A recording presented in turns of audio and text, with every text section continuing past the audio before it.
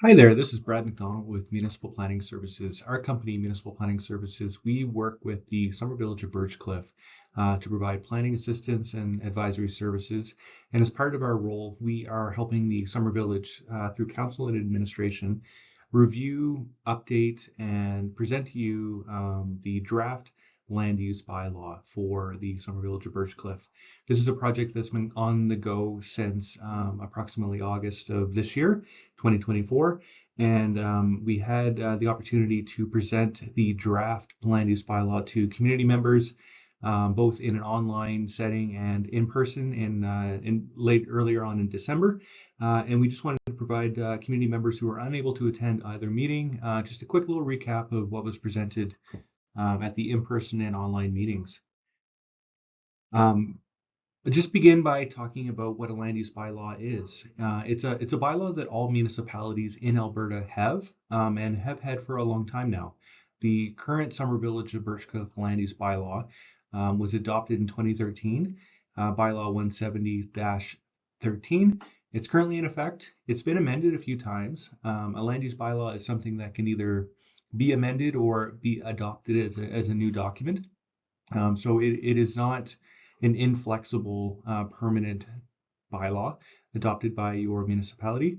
But because it was adopted in 2013, it doesn't fully address some recent changes to provincial legislation regarding development permit processes, notification requirements, how appeals can be made and heard by different bodies.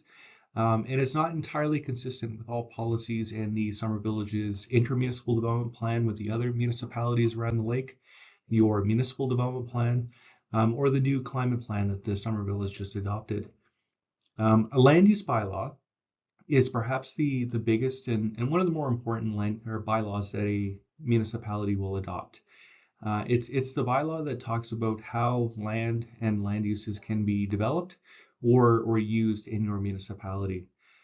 It is the document that establishes all the processes that identify how a development permit application can be made, how it's reviewed, how subdivision applications are made and how they are also reviewed, how notification is given about development permit and subdivision decisions, how enforcement is undertaken by a municipality in situations where conditions of a development permit or the land use bylaw is not being followed, and how appeals are made, both to the local subdivision and development appeal board and the land and property rights tribunal. The land use bylaw also identifies what the very specific and general regulations are for different types of development. So whether we're talking about fences, the placement of recreational vehicles on a lot, the development of driveways, how much of a property can be covered by buildings, those regulations are in your land use bylaw. Another thing a land use bylaw does is it divides a municipality, so in this case the Summer Village, into different land use districts. And in other jurisdictions around North America, this is often called zoning or like a zoning bylaw. But in Alberta, they're referred to as land use districts. So it divides the Summer Village into different land use districts based on the types of uses that are common within those areas, and identifies what the permitted and discretionary uses are allowed within each district. Just so for an example, the Summer Village has 3 residential districts depending on the location of the lots or the lot sizes, 2 land use districts that are specific to the church camp area, and 1 environmental open space district that deals with municipally owned land that is either used for recreational purposes or generally is left in its natural state. Some of the things that the Summer Village of Birchcliff land use bylaw already addresses right now today are things like the relocation of buildings, the development of guest houses, driveways, home occupations, pools and ponds, fencing, the removal of trees, the placement of recreational vehicles, and many more. I think in total there are approximately 21 different specific and general land use development subsections within the document. But there are regulations sprinkled throughout that address how different land uses can be developed within the Summer Village. It's important to note too that not all of the current land use bylaw is out of date or ineffective. It is one of our job, well, along with the administration, to identify some of the regulations and direction in the document that is still useful today, and to carry that over into the draft land use bylaw, along with some tweaks and changes that address changes to provincial legislation, consistency with other plans and bylaws of the Summer Village, and new regulations that address the types of development pressures that the Summer Village is feeling, but also other summer villages around the lake or Alberta in general are noticing in the last little while, particularly since this land use bylaw was last adopted. So to date, we've had several meetings with council and administration going back to August of this year, 2024.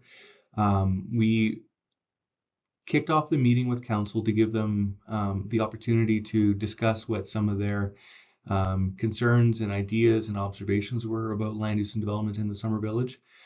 Through the fall, we prepared a draft land use bylaw that addresses what's in your land use bylaw today, our professional observations about where it was lacking in terms of consistency with provincial legislation and other bylaws of the Summer Village, and some of recommendations that we included that address council's ideas and concerns about specific land use matters. We prepared a draft land use bylaw, and it was reviewed by council in November.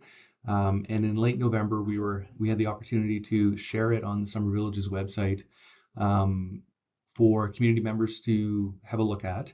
It is there currently right now on the Summer Village of Birchcliff land use bylaw. And we had the opportunity to meet with community members in person and online December 10 and December 11 to just discuss what's in the draft land use bylaw, to give you an understanding of what a land use bylaw is and what we're looking for in terms of feedback from community members. The draft land use bylaw follows this structure that we've developed with administration. The current land use bylaw has approximately 4 or 5 major sections. We felt it was important to highlight what the major topics were and give them their own section, so that if anyone came looking for specific information about a land use district, how to make amendment to the land use bylaw, or how to make an appeal, or wanted information about development permits, that was a lot easier to follow. So for the next few minutes here, I'm just going to walk you through what is some of the key content in these sections in the draft land use bylaw. I invite all community members to have a look at the draft that's posted on the Summer Village's website. And if you have any specific questions or feedback regarding that content, we'd love to hear from you. And at the end of this presentation, we'll include some contact information to send your feedback to. So the draft land use bylaw includes, at the beginning of the document, a user guide, which is just a simple one-page explanation of how the land use bylaw should be read, how we feel that there are some steps that need to be followed just to make sure that it's being interpreted properly, and just giving information about ensuring that if you have any questions or comments about how particular regulations are worded, or if you need interpretation about how different uses can be developed in the Summer Village, that you reach out to administration and give them, have that conversation with them about what you're looking to do and whether it fits within the land use bylaw. Land use bylaw is, by its very nature, a very complicated document. It is written as plainly as possible, but it requires a bit of legalese in order to ensure that the wording is such that it is presented as regulations. So if you have questions about interpretation or wanting to know what can and can't be developed in your community, definitely reach out to administration for assistance. They're there to provide that service to you. Section 1, Introduction, provides some of the basic background and housekeeping information about the bylaw. So things related to its title, the repeal of the previous land use bylaw, what its purpose is under the Municipal Government Act, information about compliance with provincial and federal legislation, that the land use bylaw isn't the only thing that development proponents need to be following. Severability talks about whether if one regulation happened to be invalid based on changes to provincial legislation, the rest of the land use bylaw remains. And information about forms and fees that will be prepared by administration and in collaboration with council that help enact the land use bylaw. Section 2 deals with the different authorities that have roles and responsibilities under the land use bylaw. And these include council, the development authority, who is your development officer, along with the municipal planning commission, the roles and responsibilities of the subdivision authority, as well as the local subdivision and development appeal board. Section 3 deals with the interpretation of the bylaw, and it's a rather lengthy section. Your current land use bylaw has approximately 110 different definitions within it. This has been increased in the draft land use bylaw to 186, and that's mainly to cover some terms that were used in the land use bylaw that do not have definitions, or to cover new definitions that were included as part of some of the recommended changes. In some situations, we included definitions for specific terms that were not included as permitted or discretionary uses in each district, and that's to just demonstrate that the Summer Village had the review of some particular uses and determined that they are not appropriate uses within the different districts. So there are some new ones in there for you to have a look at. Our approach in preparing this has been that providing more definitions is good because it provides a common starting point and basis point for a development proponent in the Summer Village so that everyone is speaking the same language around the table. We also included some additional graphics to help interpret some of those definitions, just to be able to explain to some folks what we mean by particular lot types, locations, and building types.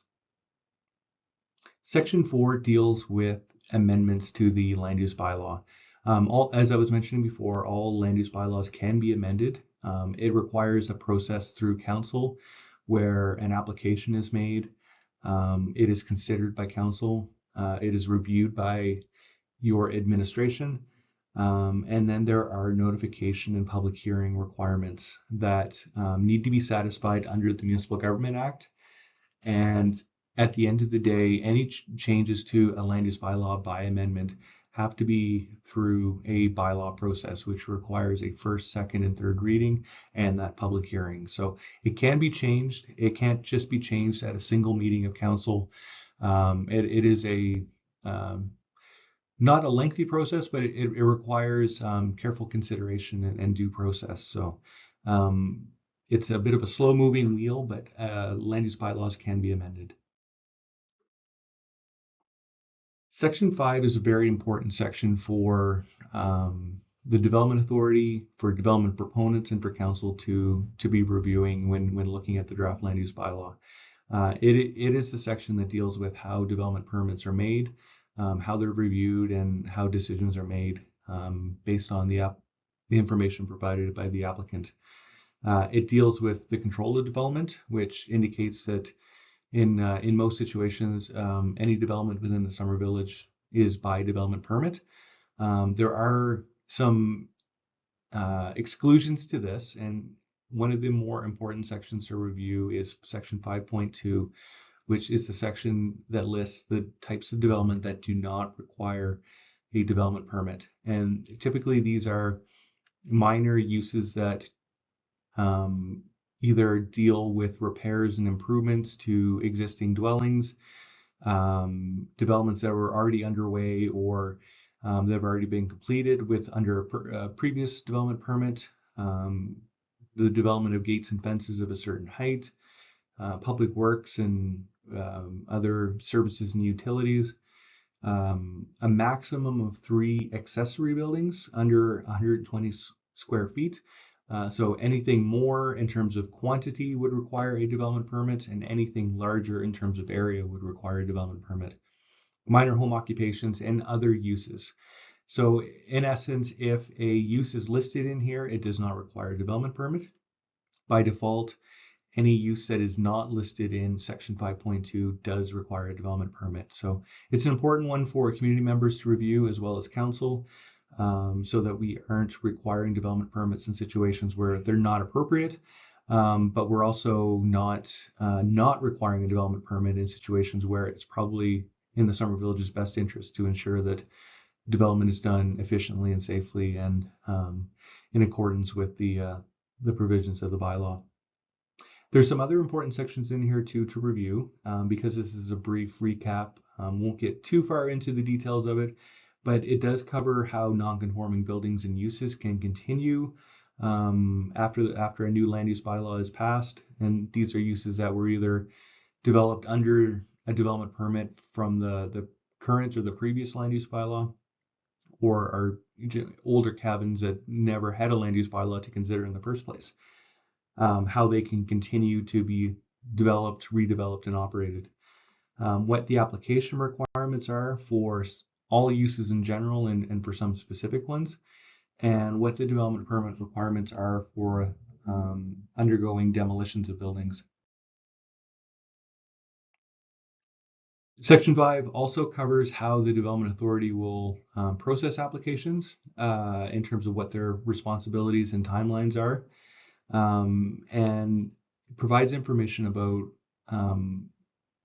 development agreements and situations where the Summer Village will require a development proponent to enter into a development agreement to ensure that proper site infrastructure, sediment control, lock rating, and drainage is provided, so that the legacy of a development isn't that it is destroying a road or a culvert or a ditch, or causing unnecessary sediment to enter into the lake. And the land use bylaw includes a discussion about variances and that they can be provided in special circumstances, and identify some situations where variance may not be granted.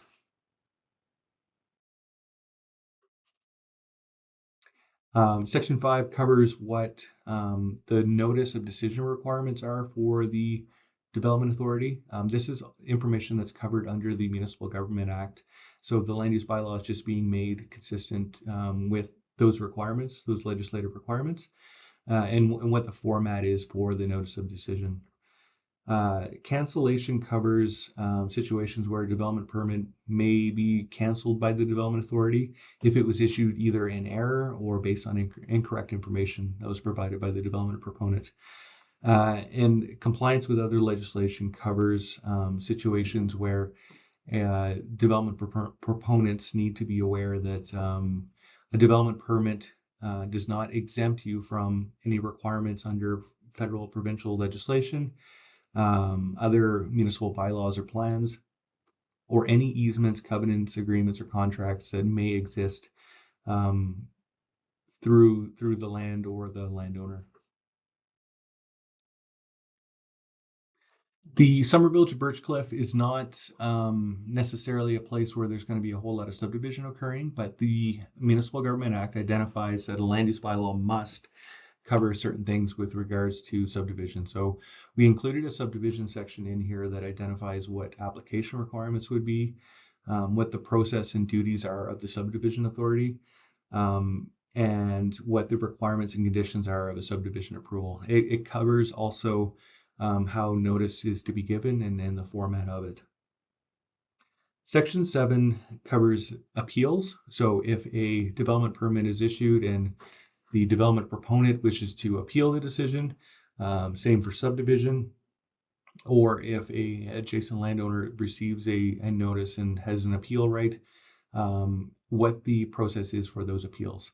And changes to provincial legislation have widened the scope wherein the Land and Property Rights Tribunal, which was formerly the Municipal Government Board, which is a arm's length body of the province that covers some subdivision and development appeals, when an appeal may go to the Land and Property Rights Tribunal as opposed to the local subdivision and development appeal board. And those situations include subdivision and development appeals where there is a provincial interest at the heart of this area. And that may be when you are adjacent to a highway, a water body, a historic resource as noted by the province, and any other provincial interest. So it's not entirely in every situation where an appeal may go to the Land and Property Rights Tribunal, but it just needs to be known, and that there could be a situation where it may get taken from the Subdivision and Development Appeal Board to the Land and Property Rights Tribunal, or vice versa. Enforcement covers the incremental options that are available to the Summer Village to enforce the conditions of a development permit or to enforce the regulations in the Land Use Bylaw. This section only addresses the Land Use Bylaw. It does not cover all situations where Summer Village may seek enforcement on a matter. It is specific to land use and development. It identifies how things like warnings, stop orders, how tickets and or tags may be issued by the Summer Village to ensure compliance with conditions or regulations. It also identifies what the rights are of a person who receives a stop order and how they may appeal that decision. So going back to Section 7, there are situations where an appeal of an order may be made by the person receiving it. Section 9 covers the different general and specific regulations of the Summer Village with respect to different land uses. This is a list of what is in the draft land use bylaw right now. I believe that there are 26 different sections in here that deal with different uses and developments.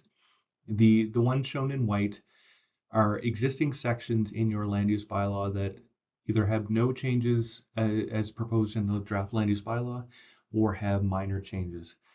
The ones shown in green have either substantial or additional changes that we particularly think that community members might want to focus their attention on, just to ensure that what is being proposed is consistent with what your community wants to see. And the ones with red asterisks, I have just a little bit more information because we feel that those are some of the topics that are that we'd like to bring to your attention, and we did so at the open houses. We had slides for the online open house and posters for the in-person one with some additional information about those topics. So the first topic we can discuss here quickly is the accessory buildings in the R1 district. And the R1 district is your waterfront lot and semi-waterfront lot land use district. Those are the lots closest to the water. Generally, they're smaller than some of the back lots in the Summer Village, and because they are close to the water, they have some particular development regulations that deal with the waterfront yard. In the current land use bylaw, it states that accessory buildings, so sheds and storage facilities, must be located within the rear yard only, which is not the waterfront yard. The rear yard on a waterfront or semi-waterfront lot would be the one essentially closest to the road or the access point, and not the lake. But it also includes some confusing wording that indicates that accessory buildings may be no closer to the front property boundary than the front wall of the main building, or 15 meters. So in one vein, it says no accessory buildings within the waterfront yard. In another one, it indicates that it has to be set back 15 meters. So administration identified this bit of confusion, which has been an issue in the past in the Summer Village and other Summer Villages around Sylvan Lake. So in the proposed land use bylaw, we've just clarified that to indicate that An accessory building must be located within the rear yard only, so not the waterfront yard. We removed that confusing wording, but we've also indicated some exceptions to this. So you can place accessory buildings and uses such as fire pits, hot tubs, gazebos, pergolas within the front or waterfront yard of the property, but not accessory buildings like a shed or a storage facility.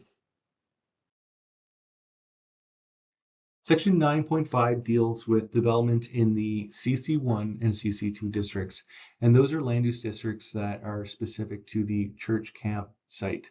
CC1 deals with the larger institutional assembly area of the church camp, and CC2 deals with the waterfront lots that are also associated with the church camp. These districts were created as part of an area structure plan that was adopted by council approximately 20 years ago in collaboration with the church, and has been on the books now for 20 plus years. So the area structure plan provides a long range guidance for this area, and the land use bylaw through these two districts deals with how these sites will be specifically developed in the future. We've not proposed any significant changes to these districts. If there are to be changes to them in terms of what uses can be developed or in what areas different uses can be developed, that would require an amendment to the area structure plan for this area, which would also include an amendment to the land use bylaw. So there are very minor changes just to ensure that wording is consistent throughout the land use bylaw.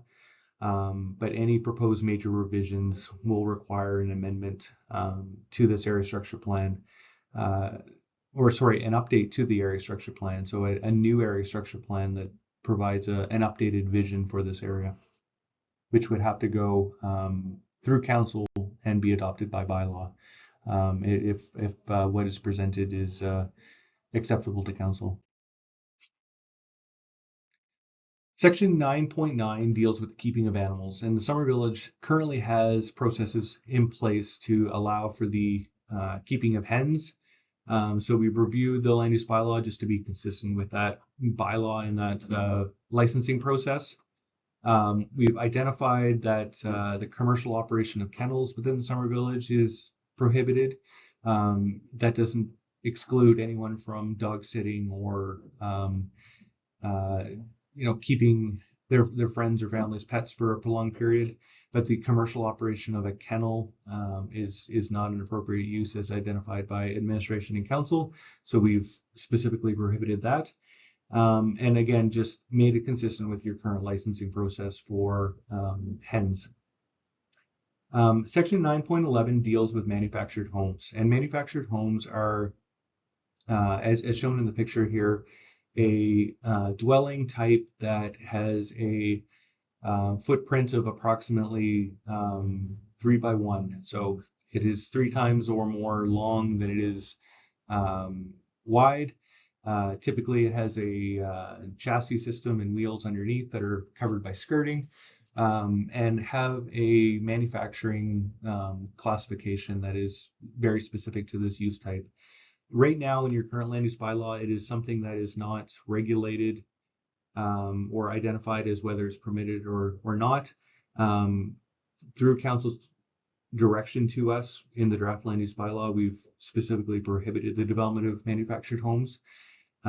This does not exclude modularly constructed single detached dwellings from being placed on a lot in the Summer Village.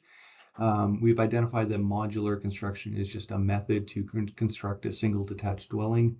So if you are bringing in a traditional looking home, but it's happened to be manufactured in 2 or 3 different pieces and assembled on site, that still counts as a single detached dwelling. So this just prohibits the placement or development of manufactured type homes on a lot, but doesn't exclude those modularly constructed single detached dwellings.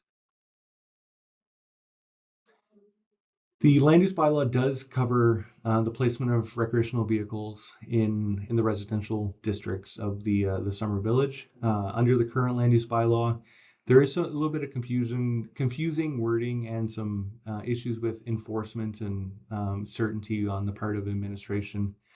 Right now, it states that a recreational vehicle may only be placed on a lot to be used by visitors a maximum of 30 days a year, or by landowners a maximum of 60 days a year when placed on a lot when a single detached dwelling is under construction. Um, some of this has had some issues with enforcement on the part of the Summer Village, and confusion a little bit. So we've again tweaked some of the wording in here to be consistent with what the Summer Village's current approach is. So what the wording states now in the draft land use bylaw is that a recreational vehicle may be placed on a lot with a development permit, and the development permit is less for the specific recreational vehicle and more for any recreational vehicle and where it will be placed on site. So the development permit will indicate where on a lot a recreational vehicle will be placed, how water, wastewater, and utilities will be provided and handled, and where on-site parking will be provided. On a vacant lot, a recreational vehicle will only be allowed when a dwelling is under construction through a development permit, and not a situation where a recreational vehicle will be the only habitable area on the lot. Section 924 deals with suites, so guest houses and secondary dwelling spaces on a lot. Right now, in your current land use bylaw, that deals with garage suites and guest house suites that are developed separately from the single detached dwelling on the lot. Right now, they may include cooking and bathroom facilities, and that is not something that we're changing. They're allowed on a developed lot only, so they can't be the first thing developed on the lot. That they must be connected to municipal wastewater systems, and may be developed above a garage. One of the things that we did tweak was we increased the maximum height from 7.6 meters to 8.8 meters to be consistent with other accessory building height provisions, and just to provide a bit more livable space within a suite. A maximum of one suite is allowed on a lot today, and that's not something that we're changing. However, one of the things that we proposed is the inclusion of secondary suites. And a secondary suite is a dwelling space, a suite space that is developed within or attached to the principal single detached dwelling on the lot. It's not something that is included in the current land use bylaw, but it is something that summer villages are often seeing. So we included that as well. It may include cooking and bathroom facilities, and as I was mentioning, it would be developed within the principal dwelling. We are proposing some size limitations to this so that it should not exceed more than 50% of the total floor area of the single detached dwelling. So if you have 1,000 square foot single detached dwelling, the maximum floor area of the suite shall be 500 square feet. And keeping with the current land use bylaw, a maximum one suite, so whether we're talking about a guest house suite or a secondary suite, may be developed on a residential lot.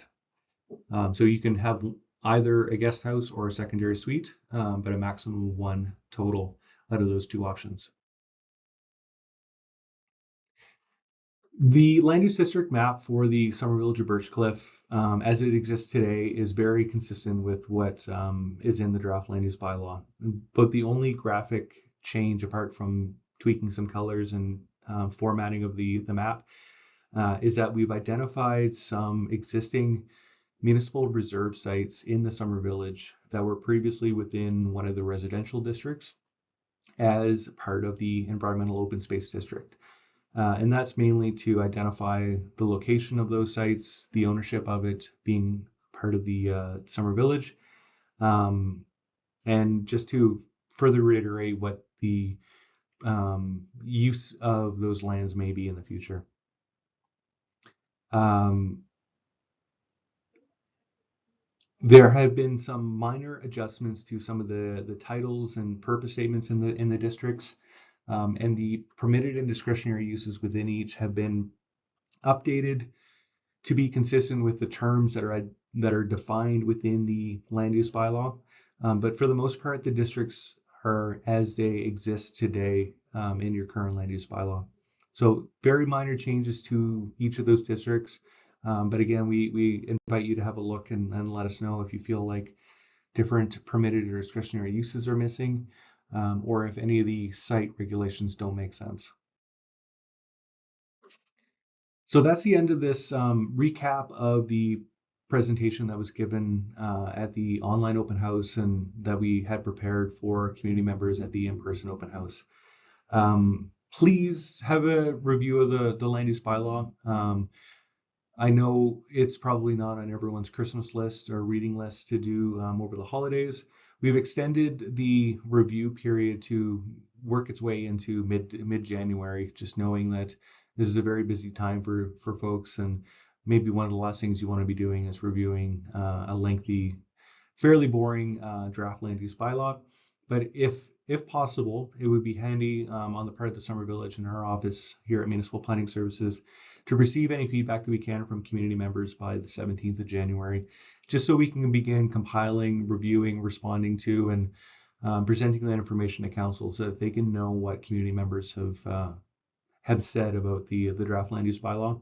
All of that information will be compiled into a what we heard report that will be shared and presented to council and will be available on the Summer Village's website with contact information and names redacted so that we can allow you to kind of view what other community members are feeling about the draft land use bylaw. And we will include information on your Summer Village's website about what the feedback deadline is, and additional information that we can post about information related to the presentations that we had for Summer Village community members. So I invite you to have a look at the draft land use bylaw on the Summer Village's website. Reach out to myself, Brad McDonald, if you have any questions or comments, or just need a little bit more information about specific topics. I'm happy to hear your have a chat with you to answer questions where possible, and just looking forward to getting some feedback from community members. So I wish everyone a great and safe, happy holidays, and look forward to connecting with everyone in the new year when we collect all the feedback and have the opportunity to prepare a war report for council. So have a great day and take care, everyone.